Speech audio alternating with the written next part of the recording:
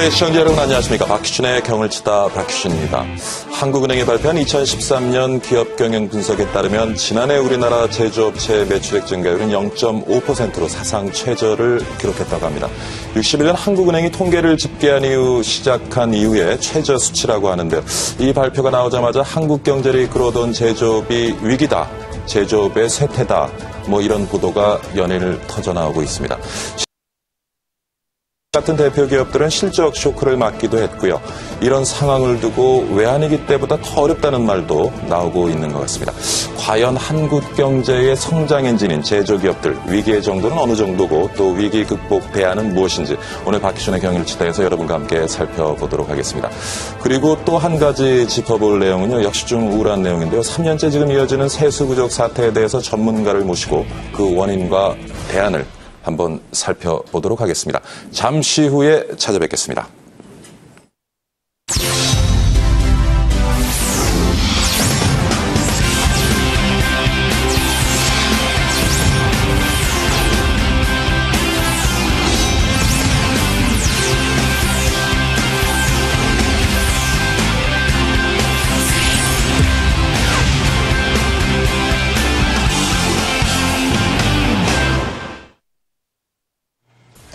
한국 경제의 상징관도 같은 이 제조업이 계속해서 경고음을 보내고 있습니다.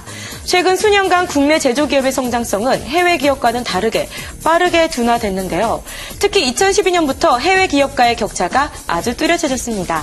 2012년 이후로 국내 제조기업의 매출 증가율이 계속 하락한 것과 다르게 전 세계 제조기업의 매출 증가율은 2013년 이후 상승세로 빠르게 돌아섰는데요. 미국과 중국 그리고 일본의 매서운 협공에 빠진 국내 제조업계는 올 들어 수출 실적이 급격하게 악화되면서 맥을 못 추고 있는 실정인데요. 당장 국내 제조업의 꽃이라 할 수 있는 전자산업의 발등에 불이 떨어졌습니다. 지난 3분기 제조업 수출은 전분기 대비 0.9% 감소했는데요. 삼성전자와 LG전자 그리고 국내 대표 기업들이 실적 부진을 겪으면서 주력 제품인 스마트폰과 TV 등 전자기기들의 수출 실적이 악화된 것이 원인으로 분석이 됩니다. 10손가락 게임으로 안 아픈 손가락이 없다지만 세계 1등을 자부하던 국내 조선업계의 부진은 더욱 안타까운데요. 지난해보다 올해 수주량이 더욱 감소할 것이라는 우려 속에 내년에도 회복하기 어렵다는 전망이 아주 지배적입니다. 엎친 데 덮친 격으로 국내 자동차 업계 선두주자인 현대차와 기아자동차는 올 3분기 어닝 쇼크를 기록했습니다. 현대차의 3분기 영업이익은 1조 6,487억 원으로 지난해보다 18% 급감했고요. 기아차 역시 5,666원으로 18.6% 감소했습니다. 영업이익률도 각각 7.7%, 5%로 최근 2, 3년 중 최저 수준입니다. 한국 경제의 가장 역할을 했던 제조업, 지금의 이 위기를 어떻게 다스리느냐에 따라 우리 경제의 앞날이 달라질 텐데요. 그 현명한 구제 방안은 무엇인지 지금부터 본격적으로 경을 쳐보겠습니다. 스튜디오 나와주세요. 네, 유달리 캐스터 잘 들었습니다. 계속 이어서 말씀 나눠보죠. 오늘 나와주신 분은요, 카이스트 경영대 이병태 교수입니다. 어서 오십시오, 교수님. 네, 안녕하십니까. 예, 잘 지내셨죠? 네, 예. 자, 앞서 보신 것처럼 한국은행이 발표한 3분기 실질 국내 총생산에 따르면 제조업 생산이 좀 5년 반 만에 이제 감소세를 기록을 했고요. 2009년 1분기에 처음 마이너스를 기록했다고 하는데 아무래도 그러다 보니까 우리 경제를 이끌어온 제조업이 이제 위기가 아니냐 하는 의견이 많습니다. 교수님은 어떻게 해석하시는지요?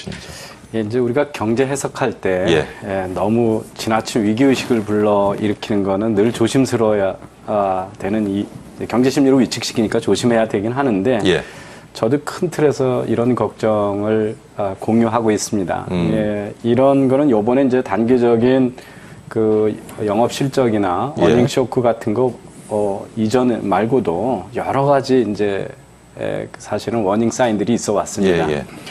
사실은 몇 년 전부터 그 증권계나 경제학자들 사이에는 우리 특히 그 전차 부대, 전자와 자동차의 착시 현상을 말하는 분들이 많이 있었죠. 두 기업만 잘 나가고 나머지 기업은 어려운데 두 기업 실적이 워낙 압도적이니까 경고를 잘 못 알아보고 있다 이런 게 있었고요.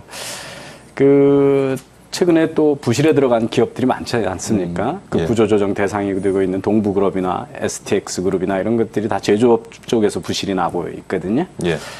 그 다음에 이제 다른 통계를 보면 우리나라의 GDP 생산 10억 생산할 때마다 일자리가 얼마나 생기냐 이걸 취업 유발 계수라고 그러는데 취업 유발 계수가 떨어지는 속도가 제조업이 아주 급격합니다. 그러니까 네. 일자리가 안 만들어지고 그렇죠. 있다는 거죠. 그리고 제조업의 고용 비중이요. 몇 년 사이에서 20%에서 16%로 떨어졌어요. 우리나라가 제조업에서 밥 벌어먹고 사는 사람이 이제 16%밖에 안 되고 네. 있습니다. 그래서 이런 현상들이 다 제조업 위기를 나타내는 통계치다 이렇게 이해를 할 수 있겠습니다.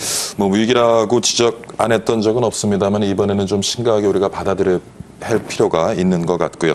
조금 전에 말씀하셨지만 이제 삼성전자나 기아자동차의 어떤 실적 부진이 원인이 됐겠습니다만은 뭐 속에 좀 감추어진 원인 어떤 것이 있을까요? 뭐 중국의 추격도 많이 지적을 하고 있고요. 예, 우리 위기의식을 불러일으키는 분들이 늘 몇 년 전부터 우리 경제가 중국과 일본 사이에 끼어있는 샌드위치 신세다. 예. 아니면 호두까기, 넛크래커 사이에 끼어있는 신세다. 이런 말씀들 많이 했었죠. 예, 예. 그런데 최근에 나타나는 것처럼 그 두 개의 양쪽의 위협이 극명하게 동시에 나타난 적이 별로 없었는데 이번에 이제 현실화됐습니다. 예, 예. 지금 최근에 이제 원화 약세가 지속이 돼서 얼마 전만 해도 1달러당 900원 간다고 그랬었는데 다시 1,100원으로 그렇죠. 지금 거의 접근했거든요. 예. 이제 원화가 약세가 되면 수출 주도 기업들은 실적이 좋아져야 되는데 네. 삼성전자는 중국의 제조업 때문에 실적이 나빠지고 네. 현대자동차는 일본의 엔화 하락이 더 크니까 예. 일본 기업하고 부딪히면서 또 실적이 나빠지고 일본 차에 비해서 경쟁력이 떨어지는 거죠. 예. 그래서 양쪽의 위협이 동시에 나타나면서 예년의 환율 변동이 지금 같은 변동이면 실적이 좋아져야 되는데 수익률이 좋아야 되는데 실적이 같이 나타나는 것으로 그 샌드위치의 위협이 처음으로 동시에 극명하게 나타났다, 예. 노출이 됐다 이렇게 볼 수가 있습니다. 그런 이제 그 국제 경쟁력의 요인 외에도 예. 우리가 조금 우리나라에 대해서 스스로 생각해봐야 되는 거가 지금 이 경기가 살아나다가 죽었는데 결정적인 계기가 세월호 사건이었죠. 근데 어떤 문제가 샜을 때 그 문제를 해결하는 정치적 리더십이나 예. 정치적 의사결정 구조가 예. 우리가 일본은 쓰나미 우리보다 훨씬 심한 그렇죠. 사태를 겪었잖아요. 예. 그런데 아베노믹스를 들고 나오면서 그 문제를 해결하는 넘어가는 걸 보면 우리가 그런 내부적인 정치 리더십의 차이, 정치적 의사결정의 차이에서도 상당히 아직 부실한 나라다. 그 위기를 극복하기 위한 어떤 정치적 리더십 부재다라고 그런 보시는군요. 것도 경제에 악영향을 끼치는 한 요인이 아닌가 이런 걱정을 해볼 시점이라고 보여집니다.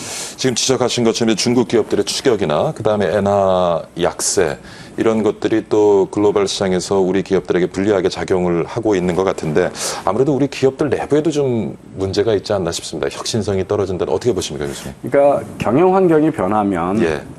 내부에 그거에 맞춰서 조직이 혁신하고 그래야 되는 건 예. 당연한 이야기인데 그걸 사실은 성공 신화에 빠져 있다면 그 자기한테 다가오는 위기를 잘 자각한다는 게 쉬운 일은 아니죠. 근데 이제 지금 말씀하신 게 상당히 심각합니다. 그러니까 우리나라 대기업들이 어떻게 해서 새로운 사업을 일으켜왔냐면 전에는 우리가 이제 그 남을 추종하는 팔로워 입장에 있으니까요.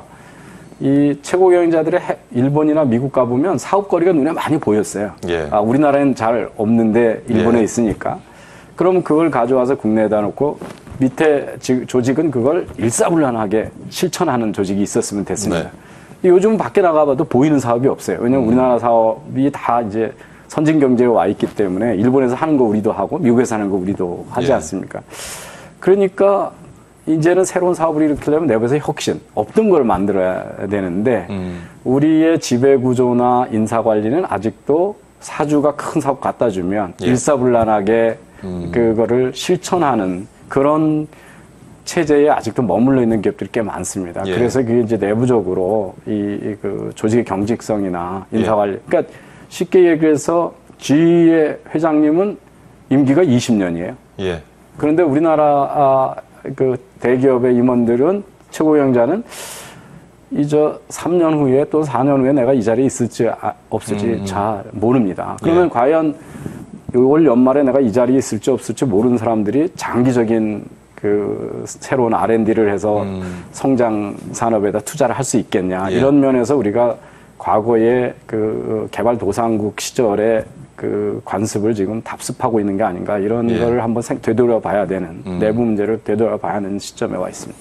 그러니까 창의적인 문화 그리고 유연한 조직 구조 이런 것이 갖춰지지 않은 상황에서 좀 환경 변화 우리가 제대로 대처해 나가지 못하는 그런 상황이다라는 지적이신데, 근데 뭐 지금 앞서서도 삼성전자, 현대기아, 자동차 얘기를 했습니다만은 이런 대기업들이 힘들다면 그 아래에 있는 중소, 중견 기업들 말할 것도 없을 것 같은데 사실 시장에서는 요즘 중소기업 어렵다는 얘기 참 많이 듣거든요. 예, 근데 상황이 어떻습니까? 예, 뭐 중소기업이 또는 대기업도 사업이 쉬워 본 적은 없습니다. 늘 가면 다 어렵다고 그러시는데요. 제가 금년에 이제 어떤 뭐 대기업의 협력업체 사장님들을 그 상생협의회라고 그러더라고요. 예, 거기 가서 최고 경영자를 상대로 이제 강의도 하고 이렇게 같이 의견을 나눠본 적이 있습니다. 근데 이구동성으로 금년 2월이었는데 대한민국에서 제조업을 계속 해야 되는지 자기들은 회의를 하고 있다. 이렇게 위축돼 있습니다. 그래서 상당히 위축돼 있고요. 어제도 제가 작은 중소기업의 대표를 만났더니 자기는 이제 그 디자인하고 R&D 기능만 내비놓고 생산은 다 개성공단하고 하노이로 옮겼다고 그러시더라고요. 그러니까 그만큼 중소기업들이 국내에서 사업을 하고 투자하는 거에 대해서 상당히 주저를 하고. 문제가 뭡니까? 예? 문제가 뭡니까? 문제가 우리가 노동시장의 경직성인가요? 아니면 여러 가지 규제 때문에? 예, 그러니까 뭐 규제도 있고 그 소위 친환경, 친기업, 친기업자 환경을 우리가 조성 못했다는 이야기도 됩니다. 그래서 그래서 그렇게들 말씀 어제도 그런 얘기를 듣고 왔습니다. 그래서 중소기업들은 좀 심하게 이야기하시는 분들은 생사기로에 놓여 있다 이런 분들이 많이 있습니다. 참 어려운 것 같은데.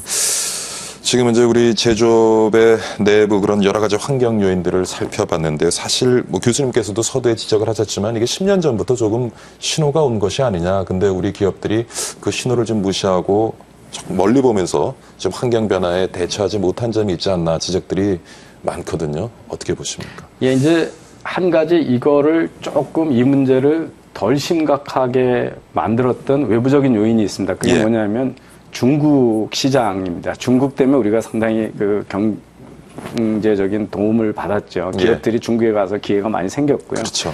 거 가서 생산하는 것 때문에도 도움이 됐고요. 그래서 그 문제의 심각성을 조금 자각을 못한 이유도 있었습니다. 그렇지만 이 문제를 10년 이전부터 우리가 예견하고 했던 분들은 일본이 어려워지는 상황을 보는데 우리 우리 산업의 구조가 일본과 너무 유사하기 때문에 그리고 고령화가 진행된 속도라든지 글로벌화에 대한 대응력이 늦다든지 산업 구조에서 전자나 뭐 이런 자동차 중심으로 간다든지 그래서 일본하고 직접 그래서 일본이 어려워지는 걸 보니까 우리가 특별한 대책을 마련하지 않으면 우리도 그 코스로 가겠다 이런 것 때문에 예고가 됐던 겁니다. 근데 이제 우리가 이게 글로벌화가 빨리 촉진되다 보니까요. 일본은 이게 70년대부터 90년대까지 한 30년간은 팔아먹고 살았거든요. 근데 우리가 외국 사람들이 탐나는 최첨단 상품, 제일 고급 상품을 만들기 시작한 건 2000년대입니다. IMF 끝나고서죠.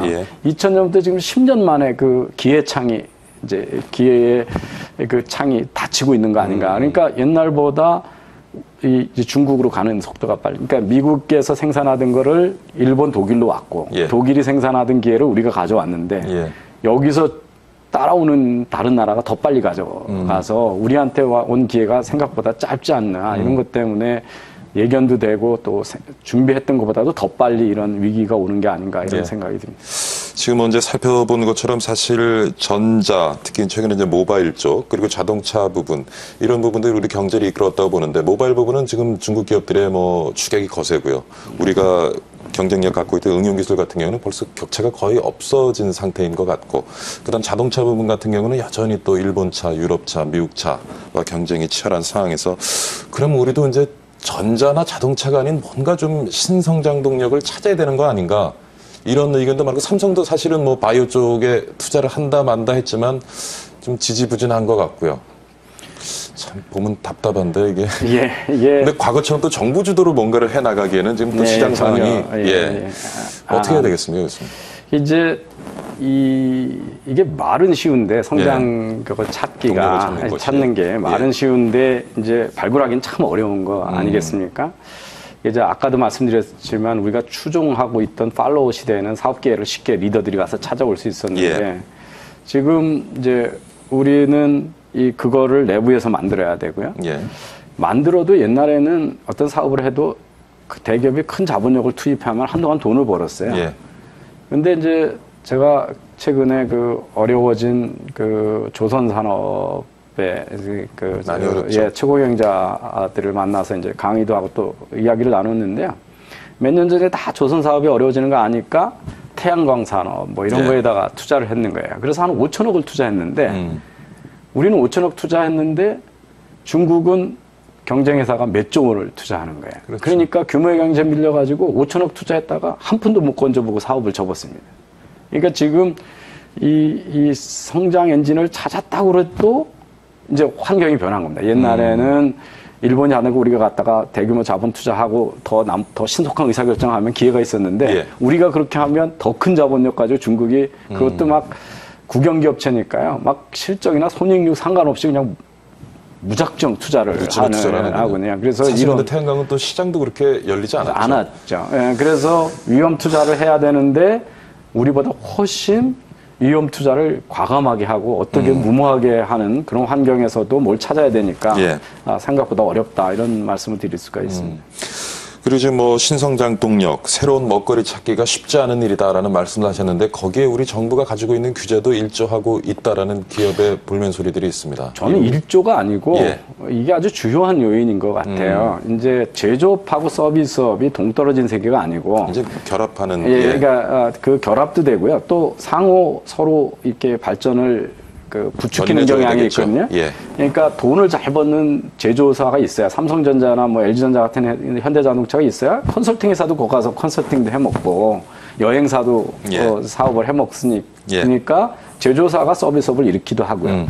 돈을 잘 버는 만약에 그 병원 체인이 전 세계적으로 한다 그러면 예. 거기다 제조회사가 의료기기도 막 만들어서 팔 수 있을 텐데 예. 그런 걸 다 막아놓으면 제조회사가 새로운 시장이 안 생기진 거죠. 그래서 이게 서로 상호작용을 해야 되는데 특히 제조 부분의 규제도 규제지만 서비스를 산업화시키는데 막는 규제가 너무 많아가지고 이유가 뭡니까 교수님? 이제 그 국민들이 이 서비스의 산업화에 대해서 오해도 많고 일부 서비스에도 공공성에 공공성을 너무 강조하다 보니까 산업화를 의료, 교육, 의료, 교육 다 생각하면 전부 공공 서비스여야 된다는 주장을 많이 합니다. 그래서 정부의 일부 부처는 이걸 그 산업화하려고 무척 애를 썼는데 번번이 이제 국회를 통과 못하는 거죠. 이 규제 개혁 법안이. 그래서 지금 제조업이 일자리가 죽고 고용 비중이 줄었으니까 서비스 쪽에서 그 시장을 확대해서 상승장하고는 선순환을 구조를 가져가야 되는데 서비스업 쪽 규제에서 아직 꽉 막혀 있습니다. 그래서 내수 부진의 주요 원인이다 이렇게 보여집니다. 참 이게 답답한데 또 시장 상황이 녹록지 않은 상황에서 이번에 박근혜 정부 초기에 경제 민주화 논쟁이 또 불이 붙으면서 반기업 정서가 우리 시장에 조금 퍼지는 상황이었고요. 그것이 또 기업들의 여러 가지 활동들의 발목을 결국엔 잡은 것이 아니냐 하는 지적도 있습니다. 어떻습니까? 뭐 제가 요즘 많이 이제 의견을 내고 있는 것 중에 대표적인 게 단통법이죠. 지난 주말에 아이폰 또 뭐 보조금 대란이 일어났다고 그랬습니다. 결국 취소가 다 되는 모양이더라고요. 근데 그게 왜 일어났나 보면요. 그 아이폰이 사양이 3개입니다. 16기가, 64기가, 128기가예요. 그래서 자기들은 제일 싼 게 잘 팔릴 거라고 애플로부터 16기가를 잔뜩 샀는데 막상 오더 받아보니까 주문 받아보니까 64기가, 128기가만 주문이 많이 온 거예요. 그러니까 이게 안 팔릴 거니까 판촉 장려금 줘가지고 팔으려고 그런 거거든요. 당연한 권리죠. 기업이. 그런데 이걸 법에서 얼마 이상은 판촉금 주면 안 된다 그러니까 기습적인 일이 발생했습니다. 그러니까 이게 바로 경제 민주화니 이런 논리 펴가지고 기업한테 재고 처분할 수 있는 권한까지 뺏어버린 규제의 대표적인 거거든요. 가격이라는 건 어떻게 보면 시장에 접근하고 시장의 조정이 이루어지도록 가장 중요한 기능인데 이걸 정부가 나서가지고 지금 16기가짜리 그게 부실 재고인데 그걸 못 팔게 하면 그 애플이 물려주지도 않으니까 그러면 통신사에 그냥 손해로 그냥 남지 않습니까? 근데 그걸 하라고 정부가 지금 강요하고 있는 겁니다. 그래서 또 발표된 출판업계 정가제 같은 경우도 또 문제가 될 것 같아요. 지금 70년대 시행하다가 부작용 때문에 없어졌던 중소기업 보호업종이라는 것도 새로 만들어 놓고요. 대기업 SI에서는 공공 부문에 사업하지 말라고 그래서 소프트웨어 진흥법이라고 해서 지난해부터 시행하고 있던 것도 그렇고요. 대형마트 강제 휴무제도 그렇고 이런 것들이 듣긴 다 좋아요. 예. 도서 정가제. 그런데 우리나라가 뭐냐면 자영업자들이 너무 많아서 예. 아무리 그렇게 해봐도 부도가 계속 나거든요. 그러니까 실제는 그걸 해결하려면 노동 구조를 바꾸고 예. 기업들이 신고용 구조로 가서 예. 자영업을 안 하고 회사에서 오래 근무하게 해줘야 되는데 그렇죠. 그런 리더십을 없고 그런 구조 변화를 못하니까 자꾸 여기 임기 응변을 하고 마치 조금 도움을 주는 것처럼 예. 표 때문에 쫓아가서 이런 경제 민주화라는 아주 미명하에 예. 다른 나라에 없는 규제를 막 하면서 기업들을 어렵게 만들고 있습니다. 오히려 양극화를 심화시키는 것 같아요. 예, 그런 심화시키고 정책들이요. 구조를 고착화시키는 거죠. 예, 구조적인 예. 문제를. 자, 교수님 오늘 참 많은 이야기를 이어가고 있는데 그럼 우리 국내 제조업 위기 좀 벗어나려면 좀 어떤 방안이 있겠습니까? 우선 아까 이제 규제 철폐, 특히 서비스하고 제조업이 선순환 구조를 가야 된다는 거를 국민도 좀 인식하고요. 예. 이런 거는 이제 소극적 대응입니다. 우선 그 사업을 하는데 장애를 제거하는 거고요. 예. 근데 지금은 너무 침체돼 있어서 수요를 진착하는 좀 적극적인 대책들이 필요한 것 같습니다. 그래서 그런 것들은 뭐 여러 가지가 있을 수 있는데 하나는 우리가 FTA를 많이 확대한 것 중에 하나는 예. FTA가 없으면 관세 차이 때문에 기업들이 그 나라로 가서 생산을 해야 되는데 예. 만약에 FTA가 체결되면 관세 차이가 없으니까 우리나라 생산해도 보내도 물류비용 차이만 나지 큰 세금 차이가 없어서 예. FTA를 하는 이유 중에 하나가 기업들 유턴해라는 거였거든요. 근데 안 돌아와요. 예. 더 많이 나가기만 하고. 예. 근데 이제 그 요인 중에 뭐 그런 것들은 되게 법인세나 조세 정책이나 고용 환경이 주 요원입니다. 예. 근데 우리가 지금 아까도 얘기했지만 친고용적인 정책을 쓰지 않고 고용 환경이 안 있어서 좋죠. 예. 뭐 상당히 강경한 파업도 많고 그 고용 및 해고에 대한 그 비정규직 보호 법안 이런 거 있지 않습니까? 예. 그래서 기업들이 한 번 고용하면 2년 이상 썼으면 그다음 평생 사업이 나빠져도 해고 못하게 하고 이런 예. 것들이 질 좋은 고용을 막는 그리고 기업들이 유턴하는데 주저하게 만드는 예. 요인으로 작용하고 있습니다. 그리고 이제 우리가 지금 우리 국내 소비가 적으면 예. 요새 그 국내 소비 부족을 해결해주는 보충해주는 게 그 중국 관광객이거든요. 요커예요. 그러니까 그분들이 와서 돈을 많이 쓸 수 있는 환경 만들어서 수요 진착시키는 거 예. 이런 것들이 좀 필요하지 않을까. 또 뭐 일부 지적을 보면은 제조업을 좀 살리기 위해서 우리가 원천 기술을 좀 확보해야 되겠다. 왜냐하면 이제 응용 기술 가지고는 중국 추격이 거세고요. 그나마 좀 이렇게 부가가치를 많이 만드는 부품 소재라든가 일본처럼 이쪽으로 일본이나 독일처럼 그쪽으로 좀 방향을 잡으려면은 우리가 역시 좀 원천 기술 쪽이 약한 것이 아니냐 하는 얘기를 하는데 그건 어떻게 교육 부분을 좀 우리가 개선해야 될까요? 어떻습니까? 아닙니다. 저는 예. 이 기업은 뭐 우리가 걱정하는 것보다 이거에 대해서 더 절실하게 잘 알고 있죠. 예, 근데 예. 이제 투자가 일어나려면 이 투자를 하면 돈을 벌 수 있다는 가능성을 보여줘야 되잖아요. 예. 그럼 원천 기술을 투자해서 하려면 시장이 어느 정도 보여야 됩니다. 근데 이제 우리 제조업 시장은 이미 한계가 돼 있고 우리가 예. 커질 만큼 커져 있는데 새로운 시장은 아까도 얘기했지만 서비스 이런 데서 수요가 창출이 돼야 되는데 예. 시장 성공 가능성을 안 보여주니까 투자가 주저가 되는 거예요. 그리고 이제 물론 원천 기술하는 게 그렇게 쉬운 건 아니지 않습니까?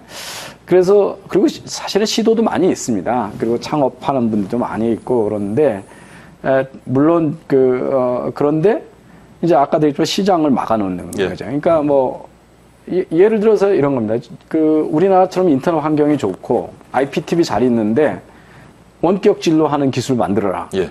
그러려면 의료 쪽에서 규제가 풀려야 원천 기술 투자를 할 거 아닙니까? 그렇죠. 근데 그거는 의료계에서 다 반대해가지고 못하니까 시장이 예. 없는데 무슨 원천 기술 투자를 하냐. 예. 그래서 돈을 투자해서 돈을 벌 가능성을 높여주는 거. 이게 없는 한 그 투자를 잘 안 하겠다. 자, 오늘 위기에 처한 한국 제조업 위기 극복 방안에 대해서 여러 가지 말씀을 나눴습니다만 시간이 거의 다 돼서요, 교수님. 예. 마지막으로 뭐 정리 좀 해주시죠. 이제 위기는 뭐 늘 우리는 위기를 불지져 왔는데요. 예. 한강의 기적 이후에 IMF가 왔을 때 우리가 기적이 이제 끝났고 위기 나라가 마지막인 것처럼 그랬는데 예. 디지털 혁명이 일어날 때 새로운 가능성을 찾았지 예. 않습니까? 지금 글로벌화와 중국의 부상 때문에 새로운 위기를 지금 이야기하고 있습니다. 그런데 예. 가만히 보면 우리 장점도 많지 않습니까? 예. 그러니까 이공계 교육 잘 시켜놓고 교육열 높고 일에 대한 윤리의식 높고 이런 가능성이 장점도 많고 또 중국이 위협만 되는 게 아니라 시장도 되니까요. 그래서 그런데 이제 정부에 대해서 지나치게 정부가 모든 걸 해결해주고 정부를 통해서 뭘 해결하려고 하는 우리의 양면적인 태도 이런 걸 버리고 예. 기업의 길을 좀 살려주고 기업과 시장에 대한 믿음을 좀 갖는 그런 걸 하면 우리가 갖고 있는 장점을 살려서 위기를 또 한번 극복하지 않을까 그런 생각을 하고 있습니다. 뭐 한번 기대해 보겠습니다. 네. 오늘 그 한국 제조업의 위기 극복 방안에 대해서 카이스트 경영대 이병태 교수와 함께했습니다. 오늘 좋은 말씀 감사드립니다, 교수님. 네, 수고했습니다. 불러주셔서 고맙습니다. 예.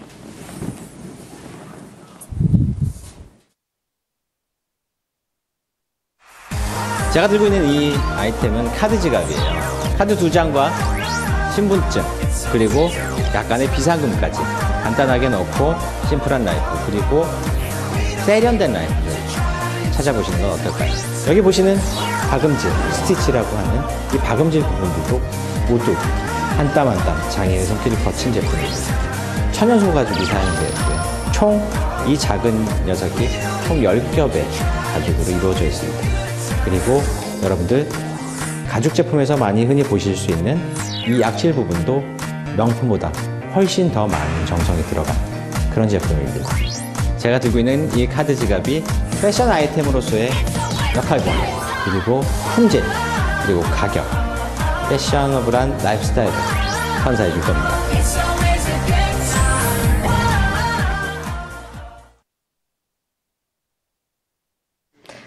여러분은 지금 박희준의 경을치다를 함께 보고 계십니다. 내년에도 세수가 부족할 것이라는 전망이 나왔습니다. 이렇게 되면 사상 초유 4년 연속 세수 결손 사태를 맞게 되는 건데요. 정부가 내년 예산안 편성에서 제시한 세수입 예상치는 221조 5천억 원입니다. 하지만 국회 예산정책처는 내년 세수를 218조 2천억 원으로 관측하면서 정부 예상보다 3조 3천억 원이 부족할 것으로 예상하고 있습니다. 세수 결손은 사실 어제 오늘 일이 아니죠. 이미 연례적인 현상인데요. 2012년엔 예산 대비 세금이 2조 8천억 원 넘게 적게 거쳤고요. 2013년에는 8조 5천억 원이 부족했습니다. 문제는 세수 부족 규모가 점점 커지고 있다는 점인데요. 장기간의 경기 부진에다가 대외적인 상황들이 국내 기업에게 불리하게 돌아가고 있어 경기 회복은 좀처럼 기대하기 어려운 현실입니다. 국가는 계속 비는데 돈이 나갈 때는 점점 늘어나 이제는 재정 건전성까지 위협하고 있습니다.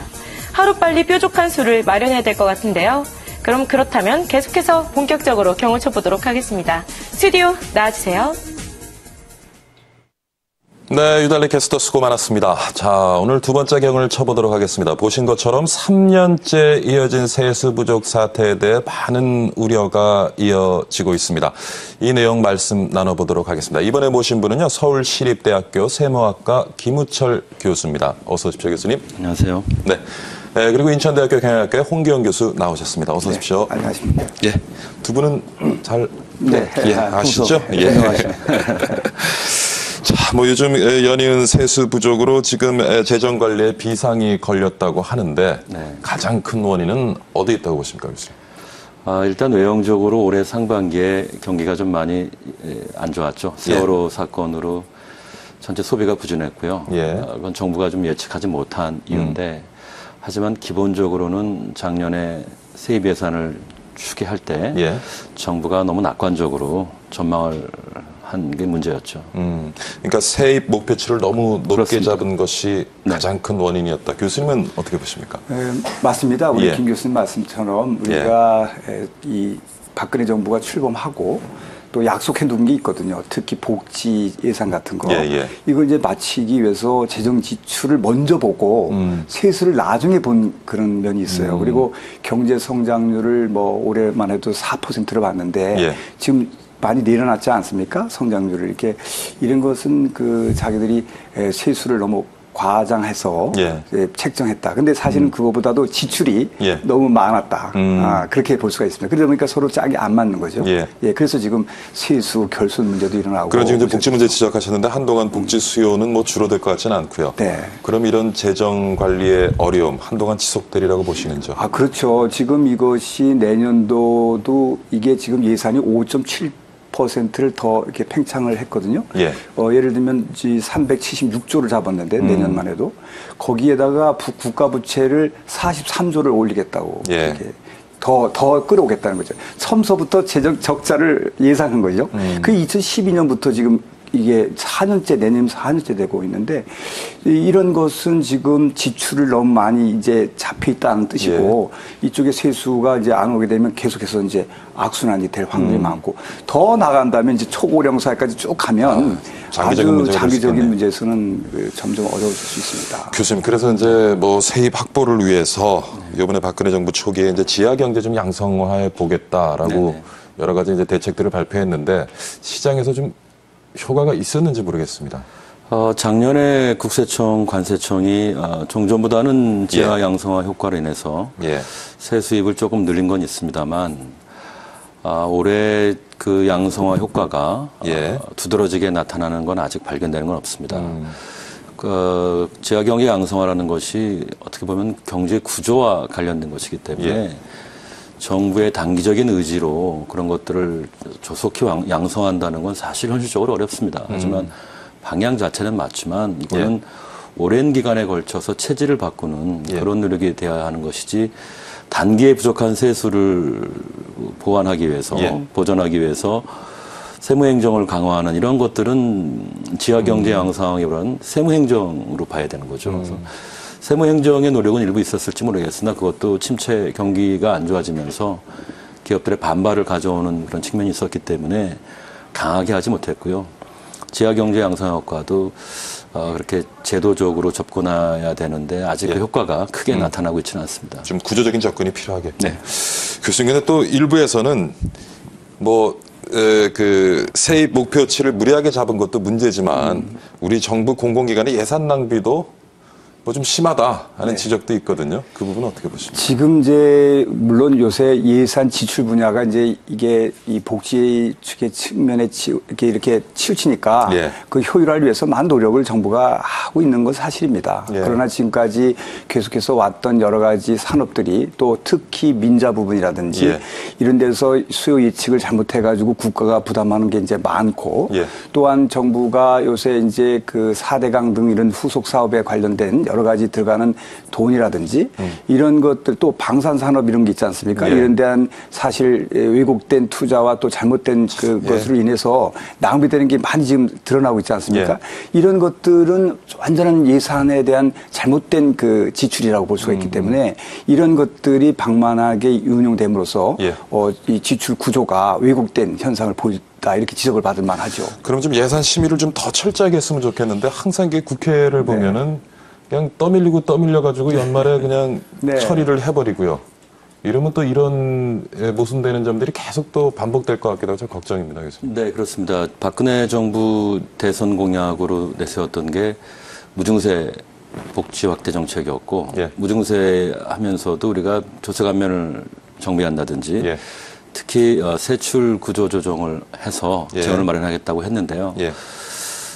기대를 좀 해봤지만 결국 이번에 최경환 장관 정책을 보면 아시겠지만 오히려 지금 지출을 늘리는 상황이거든요. 그래서 세출 구조 조정은 이미 이번 정부에서 물 건너간 것 같다 이런 느낌이고요. 예산의 어떤 낭비 이런 문제도 지금 심각하죠. 특히 지난 정부 일이긴 하지만 4대강 문제라든가 아라뱃길 2조 원이 넘는 돈을 쓰지만 결국 그 자전거 도로로 활용되는 이런 현실 문제고요. 그다음에 해외 자원 개발 목적으로 꽤 큰 혈세를 퍼부었는데 지금 성적표는 초라하죠. 이런 것들 당연히 문제입니다.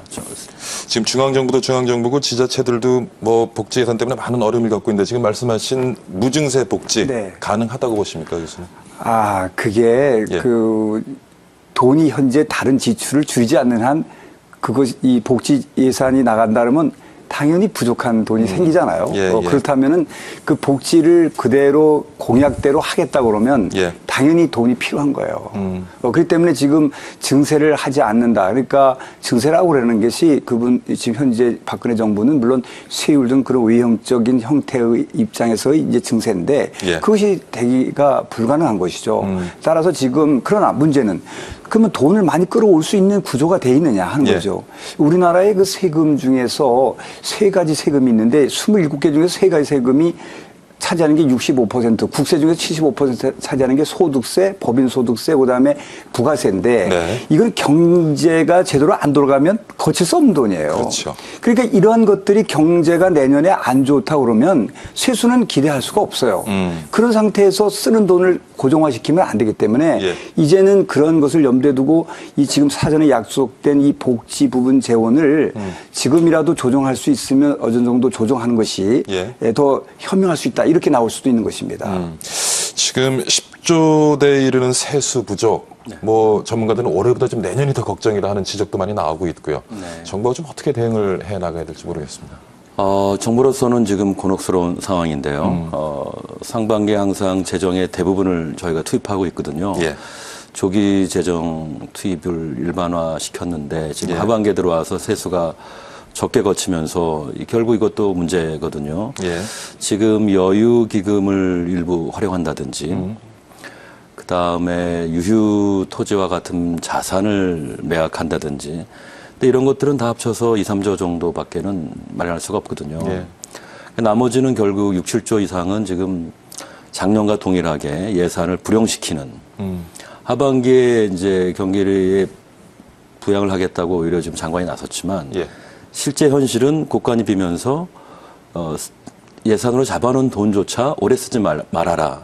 이렇게 지금 기재부가 하게 지금 된 상황이죠. 그래서 예산의 불용이라는 것 이런 것들은 결국 재정 관리의 비효율성을 의미하는 거거든요. 써야 예. 될 때 못 쓰게 된다는 걸 의미하는 거니까요. 예. 그렇습니다. 그래서 뭐 지금 이제 증세는 없다고 계속 얘기를 하고 있는데 또 시장에서 보면은 뭐 담배세 인상이라든가 결국 지방세 인상 그래서 뭐 우회 증세 네. 논란이 이곳저곳에서 일어나고 네. 있습니다. 과연 증세가 필요 없을지.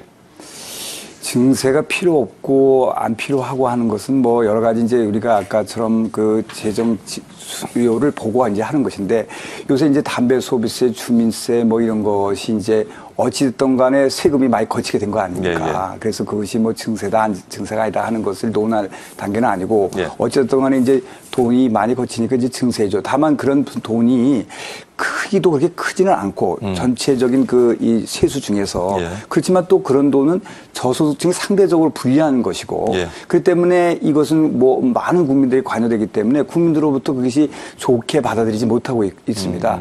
따라서 지금 세수를 필요는 한데 아까처럼 예. 세수가 그렇게 바탕이 밑바탕이 될 수 있는 게 그 기저가 쉽지가 않다 하는 게 문제거든요. 내후년 네. 계속해서.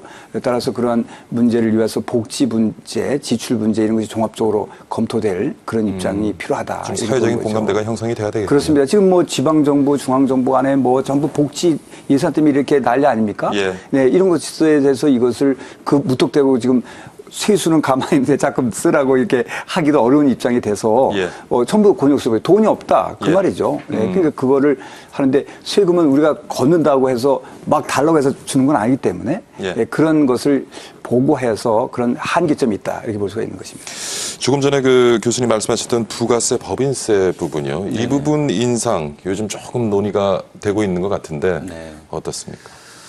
지금 당장 증세의 필요성에 대해서는 아직은 좀 조심스러운데요. 일단 예. 정부가 지금 세법 개정안을 8월에 만들어서 국회에 제출해 놓은 상태고요. 또 추석 직후에 이미 5조 꽤 큰 금액의 지금 그 담배세 인상을 발표한 바가 있죠. 그래서 이런 세수 확대에도 불구하고 만약 여전히 그 세금이 좀 필요하다면 부차적으로 이제 증세 논의에 들어가야 되겠죠. 지금 어제 오늘 사이에 지방자치단체 또 분들이 중앙정부가 이제 예산을 넣어야 될 곳에 자기들 예산을 넣었다고 지금 이제 더 이상 책임지지 않겠다고 지금 나와 있는데요.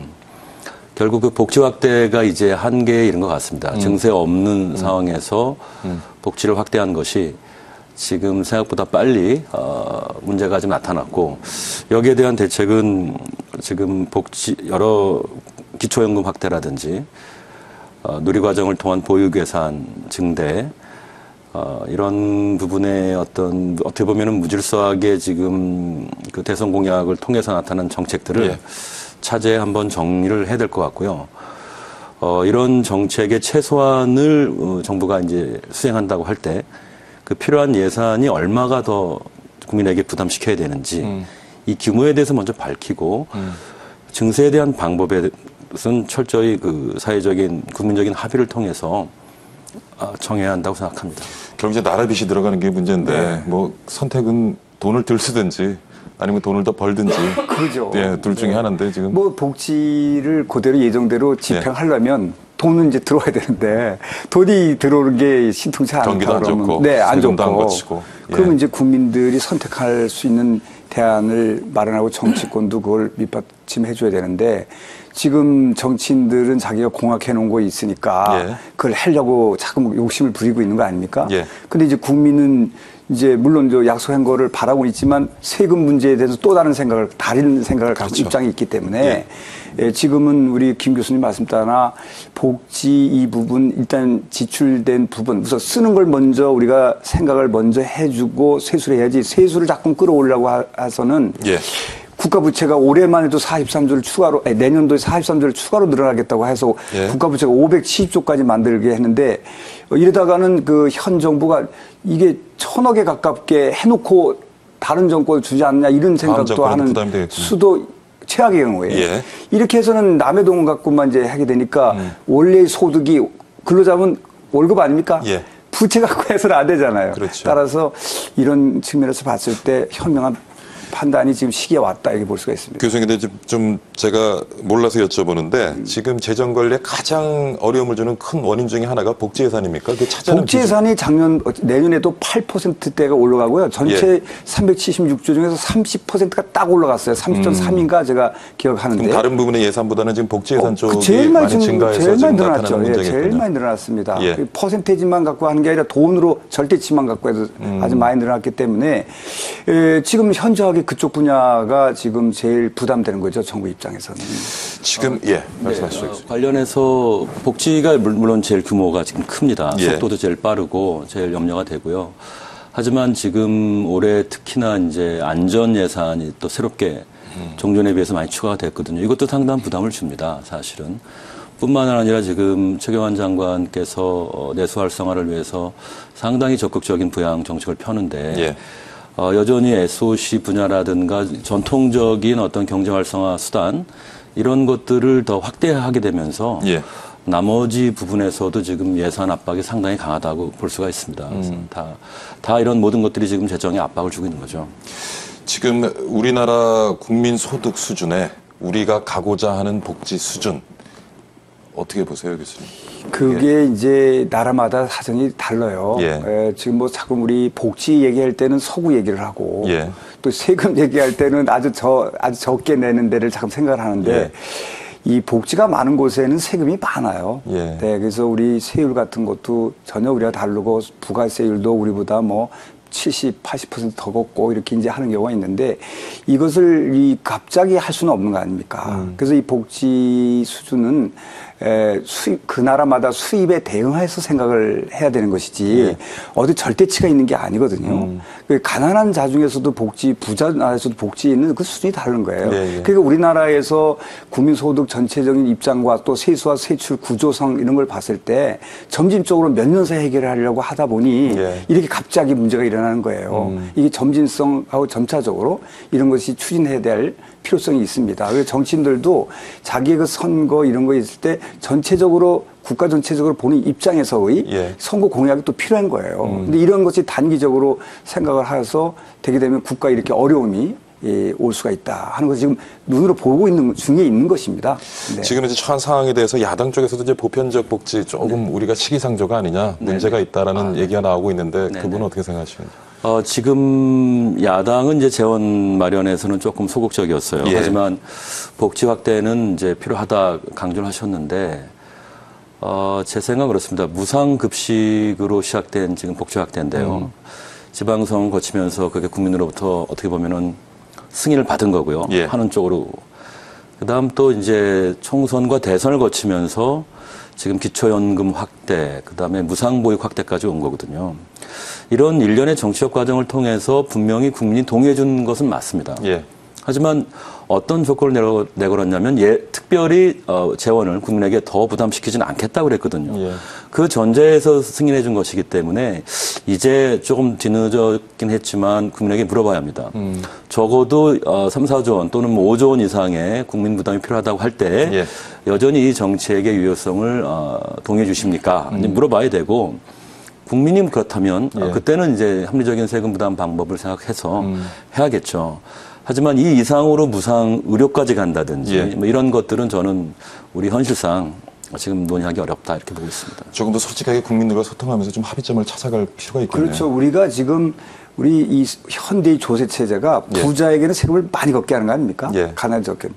줄 때는 부자와 가난자를 구분 안 하고 그렇죠. 받을 때는 자꾸 열심히 더 부자를 감세하지 마라, 더 증세하라고 그러는데 이거를 이렇게 획일적으로 아까 무상자 붙은 거는 전부 다 뭐냐면은 부자와 가난자를 가리지 않는 거 아닙니까? 예. 이거는 우리가 기본적으로 이 서로가 안 맞는 거예요. 예. 받을 때는 부자와 가난자를 가려서 세금을 걷게 했다는데 지출할 때는 안 가린다. 그래서 이런 것을 너무 이렇게 획일적으로 간단하게 호소력은 있죠. 예. 선거나 이럴 때 할 때 호소롭게 얘기는 할 수는 있어도 예. 이런 것들을 우리가 국민들 입장에서 이거를 약속은 이미 한 건 있지만 이거는 부자에게는 가능한 한 지출 부분에서도 가려서 줄 수 있도록 이렇게 지금이라도 예. 해야 할 필요성이 있다. 이렇게 보는 겁니다. 복지분 예산에 대한 좀 국민적인 합의를 도출해서 뭐 세수를 조정하던 예산을 조정하던 그런 노력이 필요한 것 같고 아까 서두에 잠깐 언급이 됐습니다만은 뭐 예산 목표치 높게 잡고 세수 높게 잡은 것도 문제지만 주어진 예산 제대로 못 쓰고 자꾸 낭비하는 거 이것도 참 문제인데요. 그 부분 좀 따끔하게 지적 한번 해주시죠. 결국은 우리 정책, 특히 재정 관리에 있어서 책임성인데요. 예. 물론 세출에서는 무엇보다 국민의 귀한 혈세를 낭비 없이 써야 하죠. 그러기 위해서는 이러한 잘못된 예산 집행이 이루어질 때 사후적으로 거기에 대한 책임을 우리가 과연 묻고 있느냐 또는 정부가 그걸 지고 있느냐 묻고 싶습니다. 그래서 특히 정치권도 이 부분에서는 여야를 가리지 않고 우리가 결산 제도가 있음에도 불구하고 국정감사가 있음에도 불구하고 이런 일이 반복되는 것은 분명 우리 체제 시스템에 문제가 있는 것이니까 차제의 여기에 대해서도 또 반성이 필요하다고 보고 있고요. 세입 추계가 단지 정부의 연례적인 그런 작업이 되어서는 안 된다고 봅니다.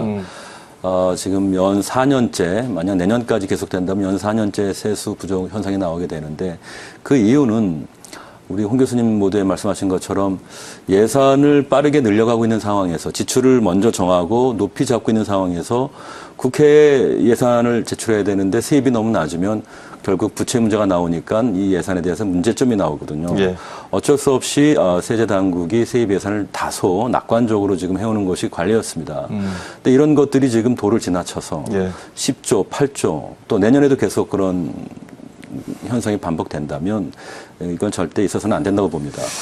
추경 같은 것들을 저희들이 사후적으로 하기에 앞서서 청와대 수석이나 기재부 장관이나 또는 이 세수 추계를 돕고 있는 KDI나 조세연구원 많은 훌륭한 기관들이 있거든요. 이런 분들이 책임성 있게 이 문제에 대해서 접근해야 된다고 봅니다. 참 보면은 근데 뭐 이렇게 예산 집행도 좀 제대로 해야 되겠지만 예산 편성할 때 뭐 아직도 뭐 쪽지 예산, 선심성 예산 이 부분도 문제죠. 그러니까 지금 그 법무 지역에 여러 가지 SOC가 요새 최근에는 이제 많은 예산 편성 못했습니다. 그럼에도 불구하고 각 지역에 있는 내놓으라 하는 사람들이 중진들이 지역에 많아요. 네, 각 지역에서 오랫동안 막 삼선사선 하시니까 이런 분들이 계속해서 자기들 지역에서의 그 경제성을 따지지 않는 예산 편성을 요구하고 이런 것들을 이제 계속해서 반영이 되다 보니까 예산 지출 분야에서 비효율적인 분이 이제 많은 거죠. 이 상응하는 대응적인 문제도 있지만 아예 지출할 필요도 없고 한참 후에 지출해도 될 수 있는 부분이 있기 때문에 예. 그런 부분들을 앞으로 잘 가려서 할 필요가 있겠다. 그래야 세수가 맞게 되지 않느냐 이렇게 보고 잘 해야 될 거라고 오늘 봅니다. 많은 얘기를 나눴습니다만 교수님 장기적으로 네. 우리 세수 관련 정책 네. 갈 방향 좀 짚어주시죠. 무엇보다 정부는 지출 확대에 너무 끌려가는 그런 모습을 보이면 안 되고 나라 국관을 지키는 것만큼 중요한 일이 없습니다. 여태까지 정부가 잘해온 적도 많이 있었는데요. 지금 많이 문제가 되고 있습니다. 다시 좋은 그런 접근 태도를 찾아서 이 일에 임하길 바라고요. 만일 이러한 세수 부족 현상이 내년에도 계속된다면 그때는 정부에게 이 기능을 맡길 것이 아니라 외부에 독립적인 세입 전망 기관을 두어서 거기에 세입 전망을 맡기는 게 저는 옳다고 봅니다. 실제로 영국 같은 경우에 그렇게 하고 있고요. 독일도 기재부 내에 그 별도의 전문가로 구성된 민간인으로 구성된 세입 전망위원회가 있습니다. 네덜란드도 독립적인 기관을 둬서 이걸 하고 있고요. 어쩌면 우리도 이제 그런 방법을 들여와야 되는 게 아닌가 이런 생각까지 들고 있습니다. 예. 오늘 세수 부족에 따른 재정의 극복 방안에 대해서 말씀 나눠봤습니다. 인천대학교 경영학과 홍기영 교수 나오셨고요. 그리고 서울시립대학교 세무학과의 김우철 교수 함께 하셨습니다. 오늘 수고 많으셨습니다. 감사합니다, 교수님. 감사합니다. 예. 네.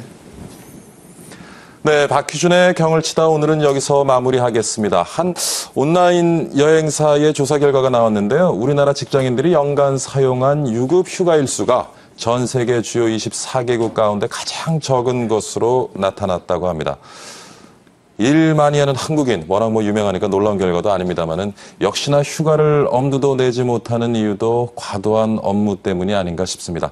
자, 이번 한 주도 여러분 참 과도한 업무 시달리면서 고생 많이 하셨고요. 방송에선 이렇게 위기다라고 기운 빠지는 얘기만 했습니다만은 그래도 열심히 일한 당신, 주말에는 열심히 쉬면서 업무에 덫에서 벗어나는 시간 가지시기 바랍니다. 저는 다음 주에 다시 건강한 모습으로 찾아뵙겠습니다. 시청해주신 여러분 감사드립니다.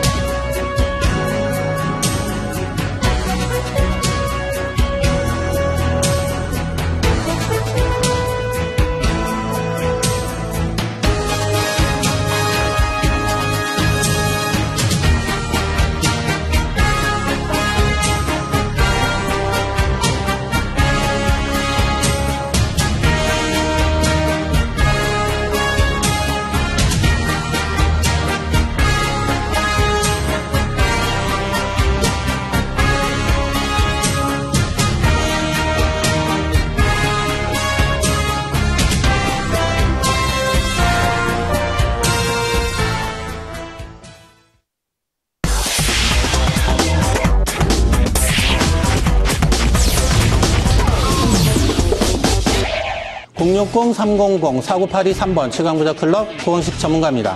요즘 많이 힘드시죠? 3분만 집중하십시오. 제가 TV를 통해 언급해드렸던 대표 종목들 수익률 확인해 보도록 하겠습니다. 한샘 140%, CJ 대한통운 90%, SKCNC 60%, LG생활건강 50%, 누적 수익률 340%를 기록 중에 있습니다. 이 종목 제2차 대세 상승을 준비하고 있는 그런 종목이라고 말씀을 좀 드리고 싶고요. 집중하시면 높은 수익률 추구 가능합니다. 3분기 어닝 서프라이즈를 기록했습니다. 매출, 영업이익, 당기순이익이 계속해서 고속 성장하는 모습을 확인할 수 있겠고요. 특히 영업이익, 당기순이익이 각각 50% 놀라운 실적을 기록을 했습니다. 뿐만 아니라 최근 B2C 계속해서 증가하는 모습이 나타나면서 해외 시장 본격적으로 개척하고 있다. 이렇게 말씀을 드리고 싶습니다. 국내 1위, 글로벌 5위 업체로서 관련 제품 동종 업체 중 가장 높은 영업이익률을 기록하고 있습니다. 40% 높은 놀라운 영업이익률을 기록 중에 있습니다. 우량한 재무구조를 가지고 있는 이런 상태라고 말씀드리고 싶은데 부채 비율이 제로, 순차입금은 마이너스 23%, 놀라운 재무구조, 튼튼하고 탄탄한 재무구조를 갖추고 있다. 이렇게 말씀드리고 싶습니다.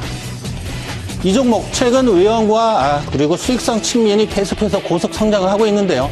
차트를 보면서 부연 설명을 드리도록 하겠습니다. 차트를 보시면 매출, 영업이익, 당기순이익이 계속해서 우상향하는 부분을 확인할 수 있겠고 이러한 부분은 2015년, 2016년 계속해서 진행형이다. 이렇게 말씀을 드리고 싶습니다. 이 종목 일봉을 보면서 부연 설명을 드리도록 하겠습니다. 최근 외국인이 계속해서 매집하는 부분 매우 긍정적이라 할 수 있겠고요.